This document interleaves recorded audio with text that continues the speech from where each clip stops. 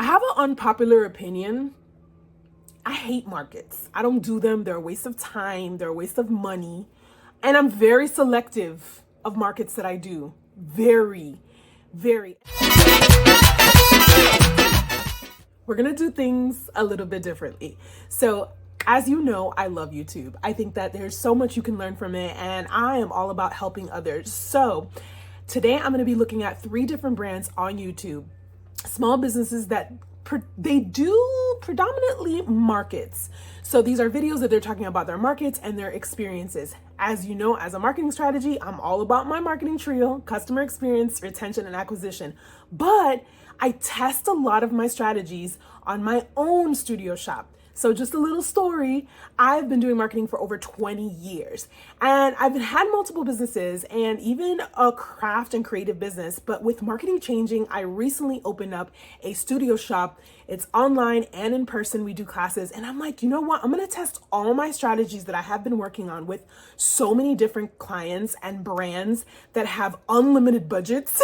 And I'm going to go ahead and create my own trio and see if I can do this from scratch to teach other brands how to level up on a budget. So this trio is really about thinking about 3 different aspects. But before we jump in, I want to give a shout out to all these 3 people. These are just my recommendations. These are just strategies that I've used and they work, and I've helped other clients do it. So please don't take any of this to, like I'm coming at you or whatever. No, I'm here for help. And if you know, running a business is not easy, and marketing, without marketing, there's nothing. So let's go ahead and jump in to the number 1, Monica. Girl, I love your brand. She's from New Jersey, and she's actually on YouTube, and she does a lot of different markets. She does candles, and she sews, and she even made her wedding dress. Like, girl, let's jump in, because I want to go ahead and give her some level up strategies that she can start using tomorrow or next year. And if you're a small business and you're thinking of doing markets, I have an unpopular opinion. I hate markets. I don't do them. They're a waste of time. They're a waste of money. And I'm very selective of markets that I do. Very. And I have a lot of history of doing markets, because my wife and I actually had an apothecary business years ago, and we did nothing but markets. So I've had my fair share of markets. But when you understand email marketing a little bit different, and experiences and other parts to add into your business, you start to think a little bit differently of how you will think markets will be a benefit to you. Now, don't get me wrong. Markets can be amazing for growing your list, for community, for being in the, local, seeing what people want. But there's so many different ways. And in business, you have to think about multiple streams of income, because, you see all my stuff in the background. I mean, you see my glow forge in the back. Like, literally, it's a lot of intensive labor. And while you love it, as you get older, you also want to think about freedom. You also want to think about how can you cultivate an experience with your customers where they're still supporting you and you're still giving them value. But anyways, let's jump in. Generally, just feeling like this is where I belong, under a pink freaking tent on a random Saturday at a local community event, selling my creations. This is truly the life. Here's how the market went. She bought, but she saw my patches and immediately, and the vendor fee rose this year, I think, to 320, I want to say. 320. I remember last year it being under 300. So this was kind of a sting to the heart, but I made that amount back like literally before the event started. Like, I started making sales before 12, and the event is technically from 12 to 8, and by 12 I had already made my fee back.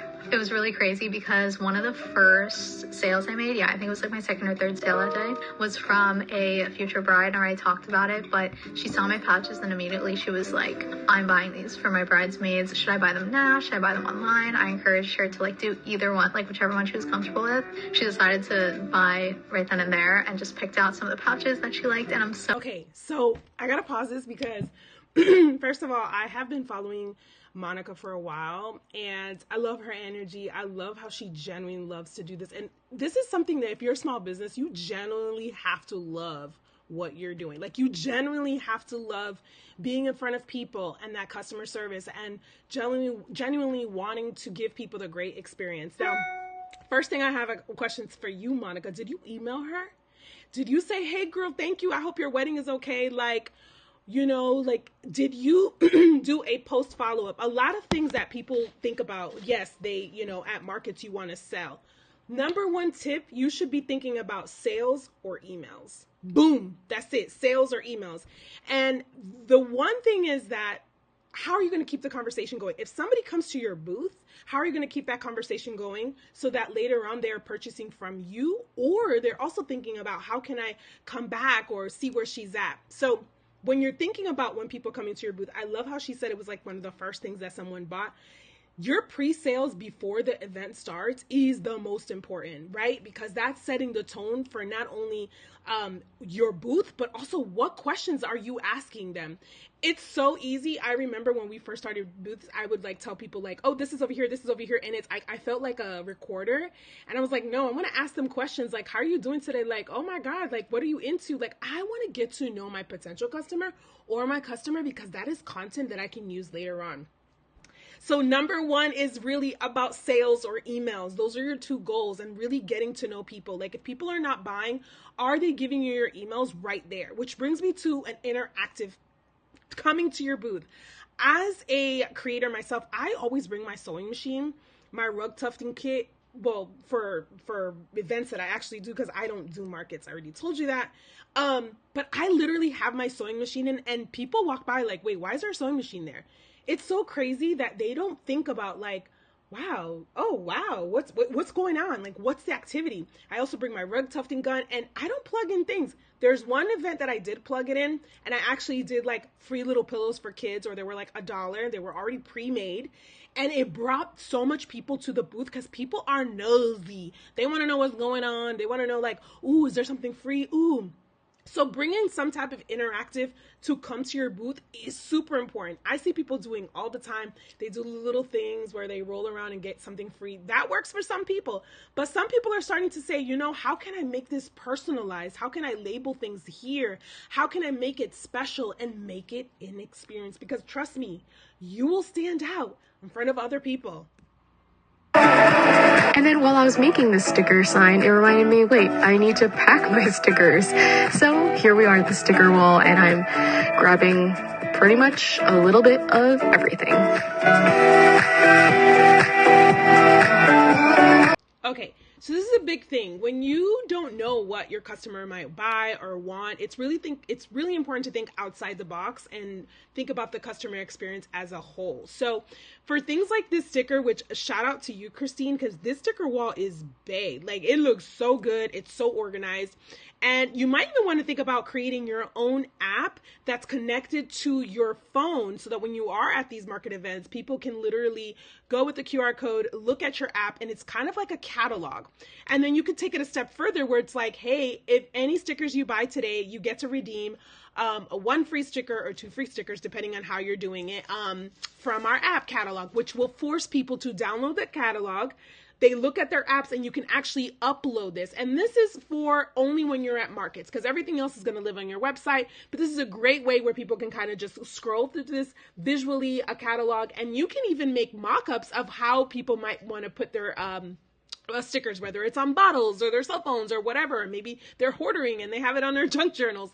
Really important to always think about the psychology aspects of your customer and what they're thinking, and think 5 times ahead of them, because they might be like, oh my God, that's such a cute sticker. Oh, I don't really want to use that sticker. I just want to display it. And there's ways that you can display it. So having that really quick app, and it's actually, you can create an app for free with a gallery, and use it in conjunction so that people can see all of your stickers. So if they choose one there and they're like, oh, but I really love this one, you don't have it, no problem, I can ship it to you.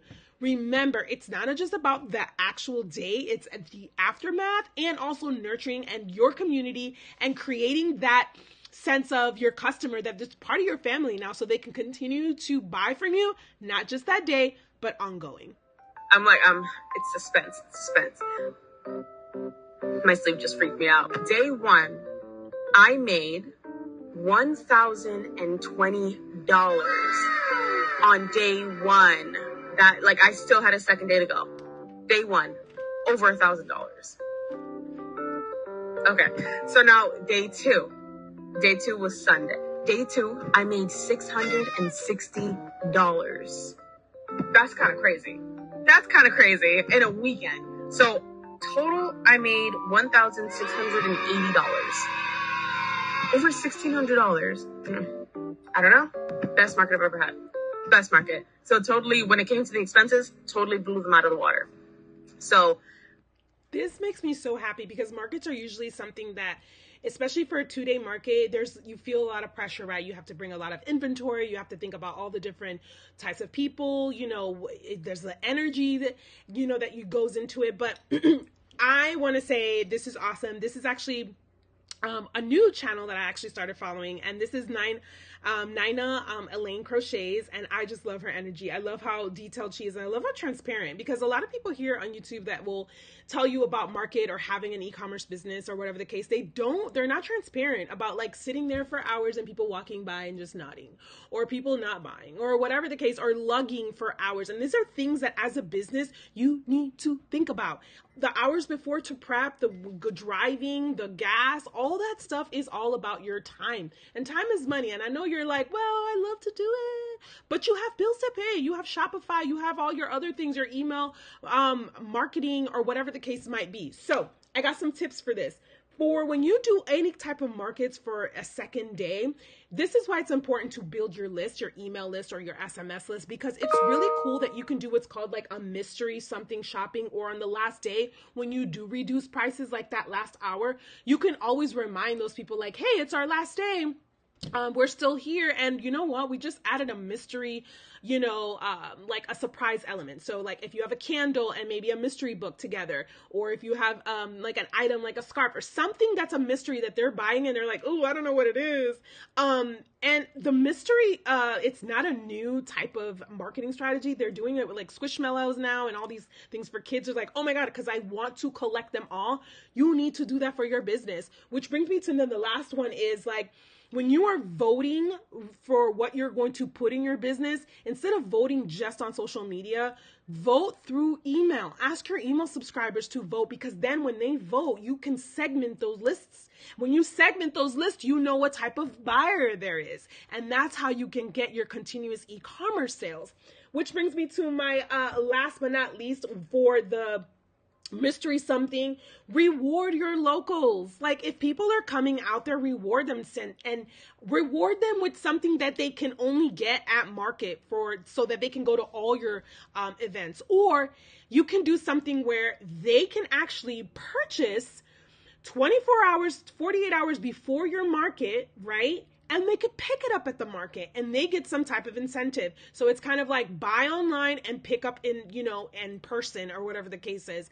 These are all different strategies that we should think about when we're doing market, because at the end of the day, you should still be making money online, in person, but also thinking about the other ways to add value to nurture your customer. If you learn anything from this video and any of my videos, it's basically building your own community and really nurturing your email list. Your email list is the most important thing ever in the world, because what's happening is you're getting to understand your customer, you're getting to know what they like, and one day when you say to yourself, I'm kind of tired selling this, you can create other models, which is like teaching people how to crochet, or teaching people how to do candles, or creating a candle night where you get together with the local community and say, hey, I'm going to rent this space for 30 minutes or an hour and get 5 people together. It could be on girls' night. Like, think of the multiple ways that you can make money in your business, because markets can get tiring and fees will increase. There'll be so much other aspects of a market, and you might not be saying it now, but you have to think about how are you going to go ahead and manage your business to bring revenue from multiple streams. I hope you guys enjoyed these videos, and I hope you enjoyed these tips. And if you are a small business, go ahead and comment below. Send me an email, hi@mamasdinero.com. Tell me a little bit about your business. I can go ahead and do a review. I can give you some tips.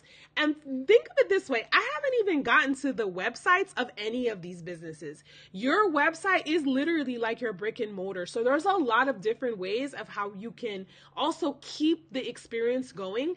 And I'm going to give you a little sneak peek. When you are at a market, your website should have a live feed. Yes, boo-boo. The same way you go live on YouTube, Instagram, on all those things, you should have a live feed from your website. And my next video, I'm going to tell you why. All right, you guys, I'll talk to you later. And don't forget, the marketing trio is the only way to go. Customer experience, retention, and acquisition. Bye.